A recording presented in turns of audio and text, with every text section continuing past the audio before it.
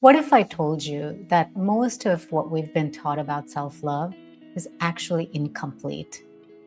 Because somewhere along the way, self love became about choosing yourself over everyone else. But what if true self love doesn't separate you from life, from others? What if it actually includes everything and everyone? Hi, I'm Simi, and on this channel, we explore growth through a more conscious, grounded, and yogic lens. And today, I want to talk about the conditioning we have about self love and what it actually means to truly love ourselves. One of the biggest lies is this idea that self love means putting ourselves above everyone else. But true love is not, I matter more than you. It's, I matter too, and I'm not separate from you. As a mom, as a wife, I've never resonated with the idea that loving myself means loving myself more than my children or my husband or my parents. That doesn't feel like love to me. What feels true is this: I can love them deeply without abandoning myself.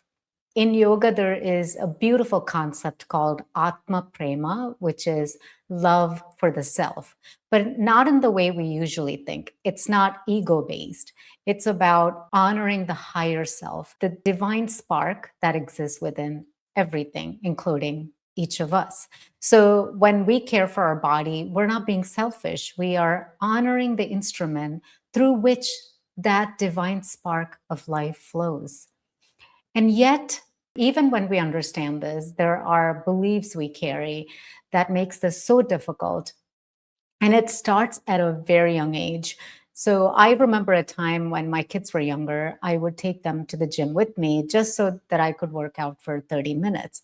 And I remember someone once telling me that it wasn't very motherly to have someone at the gym watch them while I took that time for myself. And at that time, I felt guilty because it touched something deep within me. This belief that being a good mother meant putting myself last. And this was over 20 years ago, and maybe things have changed since then. But back then, that belief felt very real. And now, when I look back, I can see that the guilt wasn't truth, it was conditioning. It was this belief that said, to care for others, I must abandon myself. And I started to question that belief. Because is it better to be taken care of by someone who is tired, depleted, and unhappy, or someone who feels steady, nourished, and at ease? And I didn't fully understand it then, but I can see it now. These are the moments, these are the experiences where self abandonment begins.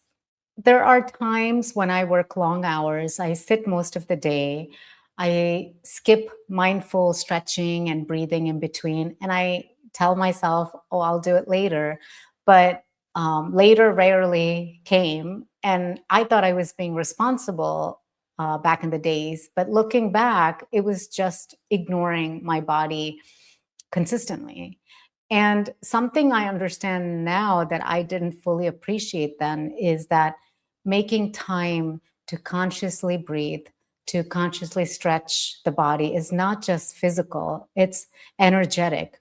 When we sit for long hours, we hold a lot of tension in the body. And that energy doesn't just stay in the muscle, it accumulates, it stagnates, and when we stretch, we're not just lengthening the body, we are creating space. We are allowing energy to move again, to circulate, to release what's been held. Even a few minutes of conscious movement can completely shift how we feel, not just in the body, but also in the mind. And you may notice this in very simple ways. Maybe you read an email from a colleague and it felt so heavy, or a text from a friend and something about it doesn't sit right. And in that moment, our reaction feels very immediate. It feels tight, maybe heavy. But then you pause, you stretch, you take a few conscious breaths, and you come back to your body.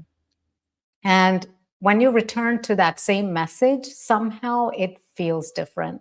Not because the words changed, but because you changed. There's more space, there's more clarity, and we end up responding differently. We end up responding more grounded, maybe less reactive. So this is something I am mindful of when I'm sitting for a long period of time. Sometimes I'll have a mindfulness bell every hour or every 2 hours to remind me to get up and stretch and come back to my body. There was also a time in my life when I was going through something really challenging. I was navigating life as a divorced mother, parenting my sons, and frequently on my own. And during that time, I wasn't eating well, not because I didn't know better. I think most of us do. Also, not because I didn't care, but I was just coping with everything that was going on. I was doing what I needed to do to get through the day, showing up for them, holding everything together. And I can look back now and give myself grace because I was doing the best I could with where I was. But I can also see something very clearly now. That was also a form of self abandonment. I was taking care of everyone else, but I was neglecting the very body that I needed to be there for my sons. The same body that holds me, supports me, allows me to love people. This is where my understanding of self love shifted because self love is not just about how we feel about ourselves, it's about how we care for ourselves when life feels heavy. This is the concept of Atma Prema, self love. This is where Atma Prema becomes real. Not when everything is easy, but when life is asking more of us. Can we still nourish ourselves? Can we still honor our body? Can we still include ourselves even in survival mode? Not perfectly, but consciously. So for me, self love is not about self focus, it's self inclusion. It means even while we are caring for others, we don't leave ourselves behind because we're not separate from our body, our life, our relationships. Another yogic teaching that changed how I see this understanding of self love is Swadharma, which is our unique personal path, our unique way of living and serving in this world. And our Swadharma is not just what we do for others, it includes how we show up for ourselves. Because how can we honor the path we walk fully if the body carrying us is exhausted, if our energy is depleted, if our mind is scattered? So, taking care of ourselves is part of our purpose, it's part of our Swadharma. And this is where discipline comes in, not the harsh kind of discipline, not the no pain, no gain discipline, but a loving discipline, the kind that says, I honor the life within me by not abandoning myself.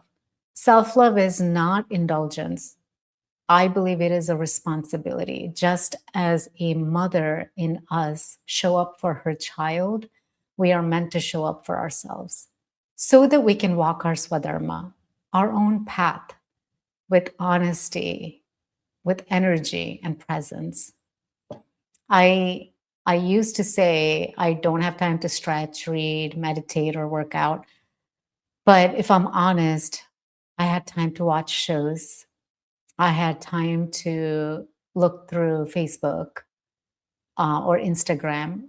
And truthfully, the time needed to do what nourished me would have taken just 15 to 20 minutes. And that was a hard realization because that meant it wasn't about time. It was really about priority. And I also don't think self-love is just physical. It's very much mental also because the state of our mind sets the tone for everything else. How we respond, how we show up, how we love.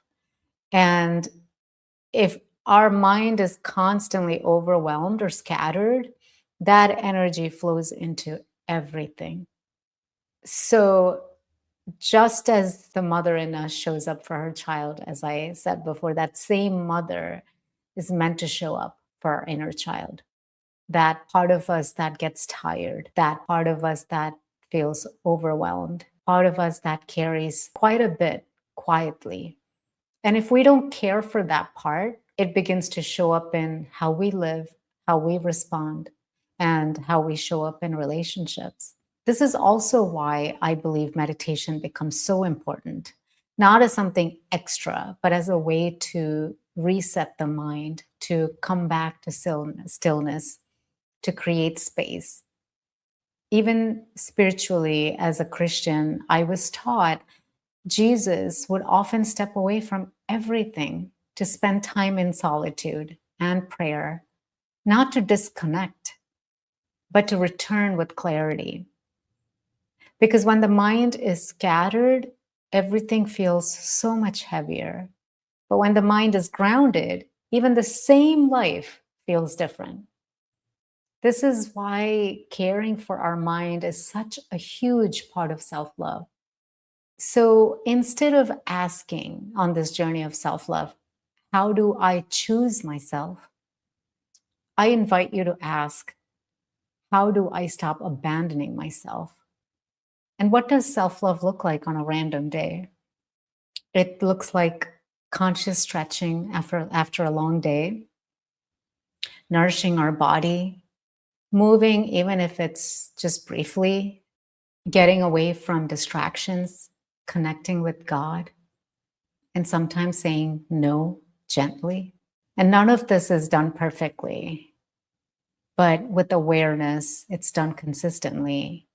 Self love is not loud, it doesn't always look like this big decision. It's quiet, it's consistent, and even divine. Sometimes self abandonment doesn't look like giving up. It looks like holding everything together except yourself. If this resonated with you, I would love to hear. Where have you been leaving yourself out? And what is one small way you can include yourself today? And may we always gently remind ourselves that it's not about perfection, but about awareness and progression. If any of this resonated, take it gently with you. You don't have to rush it or figure it all out right now. But till next time, be kind to yourself, stay wise, stay curious, and may your path be guided by love.